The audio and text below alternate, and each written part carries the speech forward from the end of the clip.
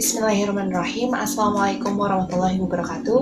Perkenalkan kami dari kelompok 5 yang beranggotakan Raihani Safitriya, Ramadan Iskandar, Renaldi Ilhamunadi, Saiful Bahtiar, Siti Sarah Rahmatillah, Vivi Putri Sukmawan, dan Zahida Sabila Rushda. Kami akan membahas mengenai Ki Haji Abdullah Gimnastiar sebagai tokoh inspirasi dakwah.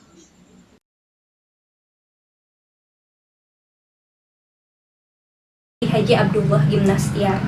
Kiai Haji Abdullah Gimnastiar bernama asli Yan Gimnastiar. Beliau memiliki nama sapaan A'agim dikarenakan kebanyakan jamaahnya merupakan kaum muda. A'agim merupakan anak pertama dari 4 bersaudara yang lahir di Bandung pada 29 Januari tahun 1962 dari pasangan Letko Haji Engkus Kuswara dan Hajah Yeti Rohayati. A'agim dibesarkan dari keluarga yang religius dan disiplin. Di keluarga beliau diterapkan disiplin yang ketat dan demokratis. A'agim merupakan alumni dari SD Sukarasa 3 Bandung, SMP 12 Bandung, dan SMA 5 Bandung. Lalu, beliau melanjutkan sekolah ke jenjang yang lebih tinggi di program Sarjana Muda Unjani. Di masa mudanya, A'agim memanfaatkan waktu untuk mengembangkan diri dengan aktif berorganisasi dan berdagang. Kegiatan berdagang, A'agim lakoni sejak beliau SD. Ketika ada kegiatan di sekolahnya, beliau akan memanfaatkan waktu tersebut untuk berjualan. Selain berjualan, di SMA, beliau pernah membuka taman bacaan. Sedangkan di tingkat kuliah, A'agim pernah menjadi guru les untuk mengajar anak SMA dengan mata pelajaran matematika dan bahasa Inggris. Beliau juga menjadi orang yang mempelopori stiker-stiker bersablon yang berisi pesan keindahan dan kekuatan Islam. Kegiatan yang beliau lakukan ini memiliki manfaat untuk dirinya sendiri, seperti ketika berjualan, beliau secara tidak langsung mengasah jiwa kewirausahaannya. Sedangkan ketika beliau mengajar les, beliau selain mengajarkan mata pelajaran kepada muridnya, beliau juga sekaligus belajar dan mendalami pelajaran yang beliau ajarkan kepada muridnya. A'agim juga pernah mengamen. Tujuannya bukan untuk mendapatkan uang, tetapi untuk melatih dirinya di depan orang lain. Salah satu kegiatan organisasi yang pernah diikuti A'agim adalah beliau pernah menjadi komandan resimen mahasiswa atau Menwa di Akademik Teknik Jenderal Ahmad Yani Bandung. Sebelum menjadi pendakwah seperti sekarang, A'agim pernah mengalami berbagai macam peristiwa hidup yang memberikan pelajaran dan hikmah kepadanya. Salah satunya adalah beliau mendapatkan pelajaran hidup dari adiknya sendiri, yaitu A'agung atau bernama asli Agung Gun Martin. A'agim mengakui bahwa A'agung ini merupakan guru pertamanya. A'agung yang memiliki kekurangan fisik, tetapi beliau tetap semangat dalam beribadah, tetap bersyukur, pantang menyerah, dan tidak pernah mengeluh dalam menjalani kehidupannya. Di tingkat SMA, tubuh A'agung mulai kaku. Meskipun begitu, dia tetap bersemangat untuk menyelesaikan sekolahnya hingga beliau bisa diterima di Fakultas Ekonomi Unpad. Meskipun harus kuliah dengan digendong, tetapi A'agung tetap semangat untuk menjalani kuliah. Karena A'agung sendiri tidak tahu apakah dia bisa menyelesaikan kuliahnya atau tidak. A'agim juga belajar dari sang adik tentang bagaimana bersyukur karena A'agung ini dengan kondisi demikian masih bisa menyempatkan diri untuk bertahajud, dan ketika mendapatkan rezeki, beliau akan menyedekahkan rezeki yang beliau dapat kepada orang lain. Lewat A'agung ini juga, A'agim mendapatkan pelajaran membuka hati dan menyadari bagaimana arti kekurangan diri. Dari interaksinya dengan sang adik, akhirnya A'agim mencari guru-guru lain untuk memberikan bimbingan kepadanya, seperti Kiai Haji Junaidi, Kiai Haji Khair Effendi, dan Kiai Haji Tasdikin. Selain itu, beliau juga banyak bertanya kepada istrinya, yaitu Teh Nini. Dalam perjalanannya menjadi seorang pendakwah, A'agim mengakui bahwa banyak hal yang tidak biasa yang dialaminya. Banyak peristiwa-peristiwa aneh yang dialami A'agim yang hanya bisa diterima dengan pendekatan imani. Salah satunya adalah bahwa beliau hampir sekeluarga pernah bermimpi bertemu dengan Rasulullah SAW. Dalam mimpinya, Rasul menyuruh A'agim untuk menyeru manusia mengerjakan sholat. Dalam mimpinya pun, A'agim sempat ikut sholat berjamaah bersama Rasulullah yang berperan sebagai imam dan keempat sahabatnya, yaitu Abu Bakar, Umar bin Khattab, Utsman bin Affan, dan Ali bin Abi Thalib, di mana A'agim berdiri di samping Ali bin Abi Thalib. Sebelum mimpi bertemu Rasulullah, Agim pernah bermimpi bertemu orang tua yang berpakaian putih bersih yang menyapukan ekor bulu merak yang disaputi madu ke wajahnya. Kemudian orang tersebut berkata, "Insya Allah, kelak Agim akan menjadi orang yang mulia." Setelah peristiwa tersebut, Agim mengalami guncangan batin. Beliau menjadi merasa takut berbuat dosa. Dalam dirinya muncul rasa semangat untuk melaksanakan sholat tepat waktu, selalu ingin melaksanakan sholat tahajud. Juga hati beliau selalu bergetar jika disebutkan nama Allah, dan beliau selalu merasa cemburu dan kesal jika ada orang yang lebih sering menyebut nama Allah daripada dirinya.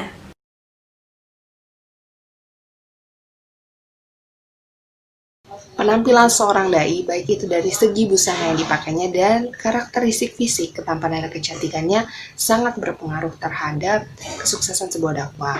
Sebab pada dasarnya manusia cenderung akan mudah menerima dengan apa yang pertama kali mereka lihat, yakni penampilan dan fisiknya.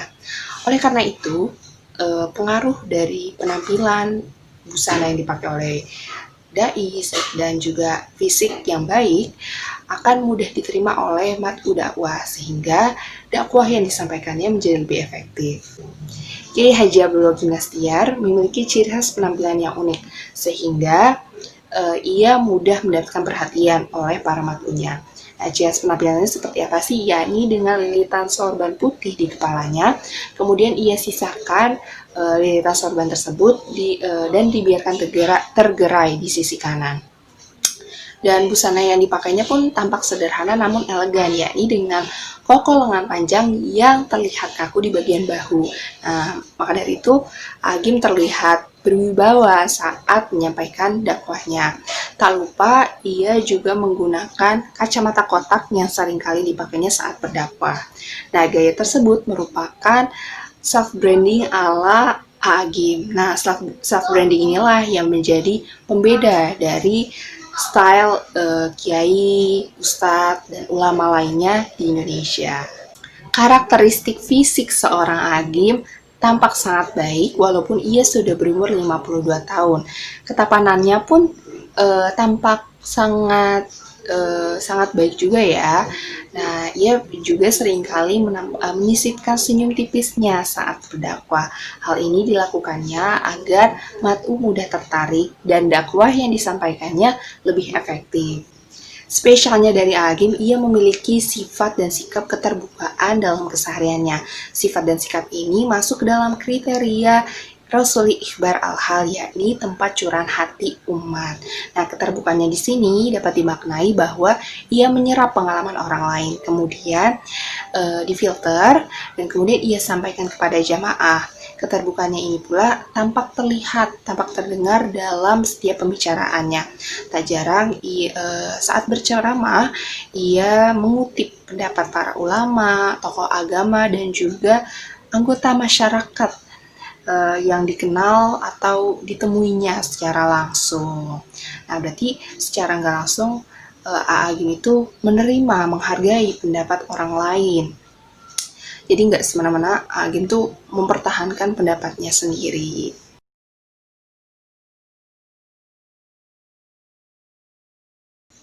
Gaya komunikasi ialah suatu perilaku komunikasi yang dilakukan seseorang dalam suatu organisasi atau suatu kelompok yang bertujuan untuk mendapatkan feedback dari komunikan atau penerima pesan. Faktor-faktor pembentukan komunikasi dakwah terdapat 3 faktor utama yang akan menentukan dalam pembentukan pola komunikasi dakwah, terkhusus pola komunikasi dakwah AAG. Terdapat 3 faktor utama, yakni pertama ada perjalanan hidupnya, yang kedua kapasitas diri, dan yang terakhir pembinaan dalam komunikasi dakwahnya. Efektivitas komunikasi dakwah tergantung terhadap karakteristik komunikator. Agi memiliki pola komunikasi yang dramatik dan friendly. Tentunya gaya komunikasi ini sangat disukai oleh orang-orang yang suka disentuh secara emosional. Nah, terlebih dari itu, Agim sepertinya sudah mengenal betul bagaimana karakteristik jamaahnya. Bahkan ia menjadikan jamaahnya bukan ibarat seorang guru dan murid, melainkan sahabat, sekaligus penggemarnya. Nah, kebanyakan penggemarnya ini adalah perempuan dan masyarakat yang termasuk dalam kelas masyarakat yang tidak suka dengan pemikiran-pemikiran yang rumit dan topik yang dibahasnya penuh dengan dialektika. Maka dari itu, pesan dakwah yang disampaikan Agim begitu praktis dan tema-tema pembahasannya kebanyakan tentang moral, akhlak, kemudian kehidupan sehari-hari, rumah tangga, dan lain sebagainya. Nah, maka dari itu, pola komunikasi dakwah Agim itu lebih menyentuh ke hati dan menghibur dengan retorika ke arah dialog.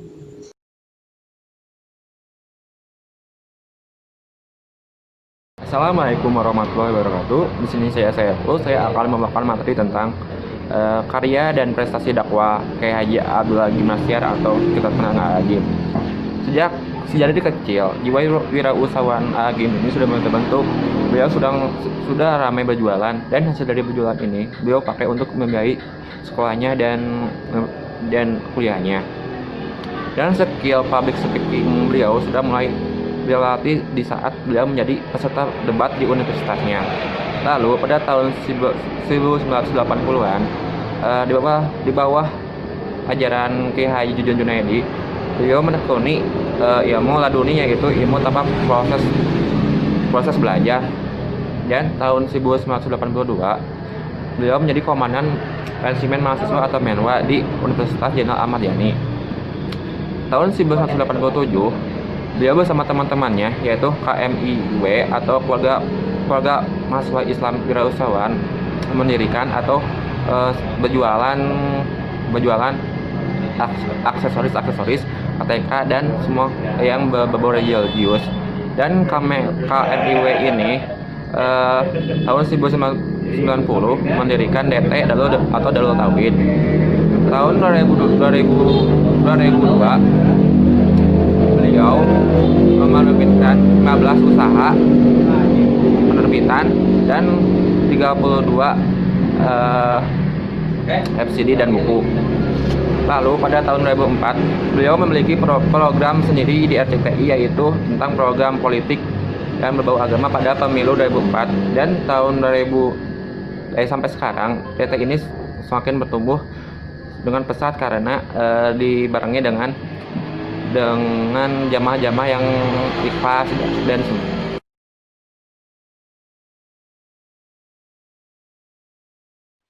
Saya Zahida Sabila Rusda. Di sini saya akan menjelaskan mengenai karakteristik pesan dakwah yang digunakan oleh Kiai Haji Abdullah Gim Nastiar atau yang biasa kita kenal dengan Agim.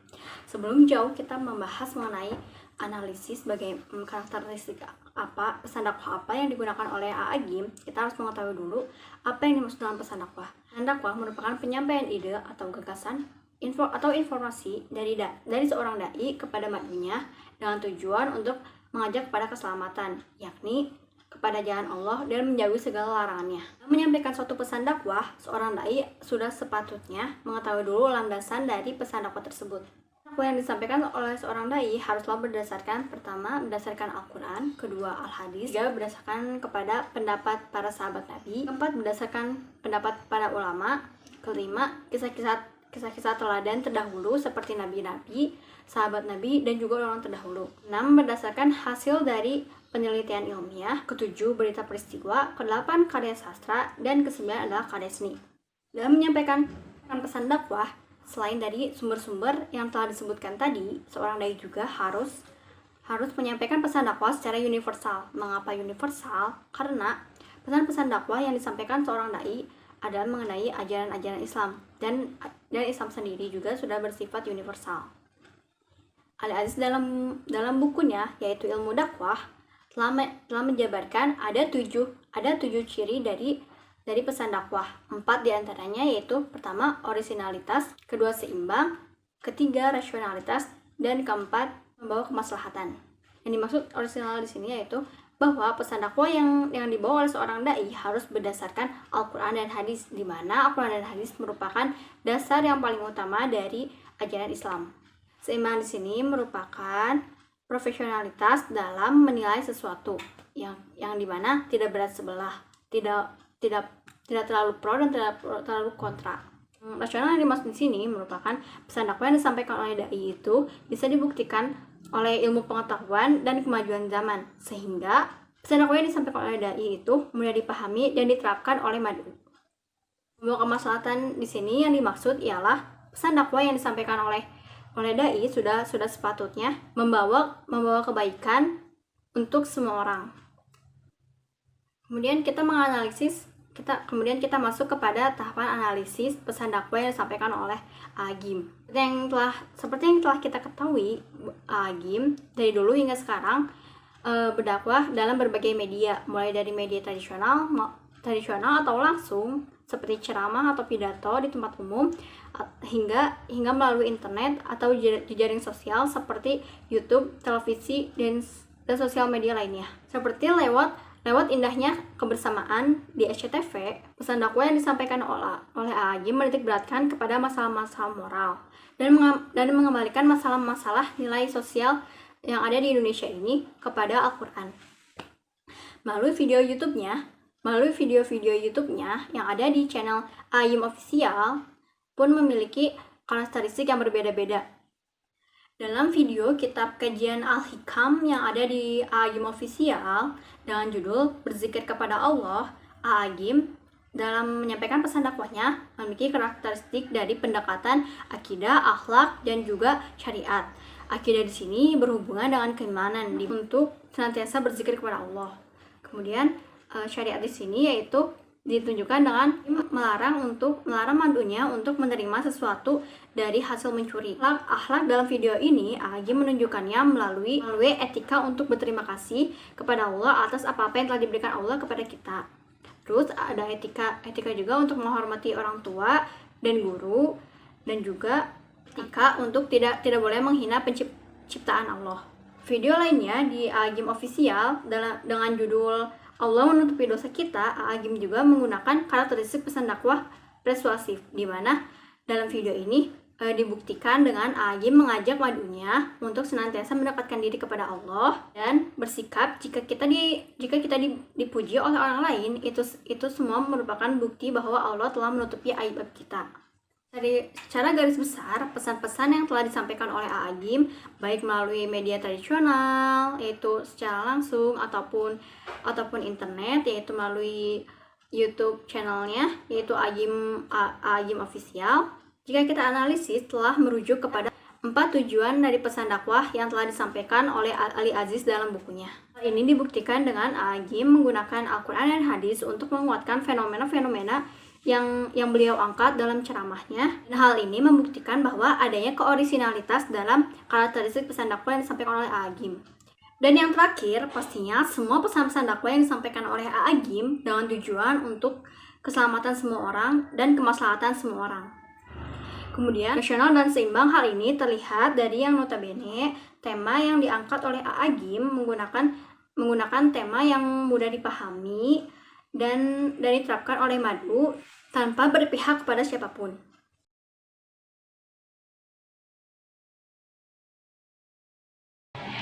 Saya akan menjelaskan mengenai hikmah yang dapat diambil belajar dari sosok Agim. Hikmah yang pertama yaitu berdakwah dengan lembut, yakni menggunakan metode bil hikmah seperti yang diterapkan oleh Agim, yakni menjadi tauladan yang baik, berbahasa yang sopan, sikap yang santun, dan lemah lembut. Yang kedua, harus menunjukkan rasa kasih sayang kepada seluruh makhluk Allah, tidak hanya kepada manusia, tetapi kepada hewan, tumbuhan, dan lain sebagainya. Yang ketiga, dari Agim kita belajar untuk menghargai satu sama lain, menghargai perbedaan, menghargai pendapat, menghargai sifat, sikap, dan lain sebagainya. Yang keempat, mengedepankan hati atau memanajemen kolbu, karena suatu masalah, suatu amarah tidak akan menyelesaikan suatu persoalan. Terus yang kelima, menjadi manusia yang bersih hatinya, tidak penuh dengan sifat iri dan juga dengki, fitnah, adu domba, namimah, dan lain sebagainya. Terus yang keenam, selalu berbuat kebaikan dari mulai diri sendiri dan juga memulai dengan hal-hal yang kecil terlebih dahulu. Yang ketujuh, menjadi seorang pendakwah harus mengerti kondisi audiensnya dan juga topik dakwahnya harus sesuai dengan problem kehidupan masa kini. Dan yang kedelapan, seperti yang selalu disampaikan oleh A'agim, sebagai manusia, sebagai hamba Allah, tentunya kita harus konsisten atau istiqomah. Istiqomah dalam hal kebaikan tentunya. Yang kesembilan, lebih dekat dengan Allah dan selalu bergantung kepada Allah. Yang kesepuluh, dari A'agim kita belajar bahwa kita sebagai manusia hendaknya menjauhi perbuatan-perbuatan dosa, maksiat, keburukan, dan lain sebagainya, karena itu yang akan menyebabkan hidup kita menjadi sulit. Dan juga dari A'agim kita belajar sebagai manusia yang selalu berbuat kesalahan, hendaknya kita selalu perbanyak taubat kepada Allah Subhanahu wa Ta'ala. Terima kasih. Terima kasih atas perhatiannya. Kurang lebihnya mohon maaf. Wassalamualaikum warahmatullahi wabarakatuh.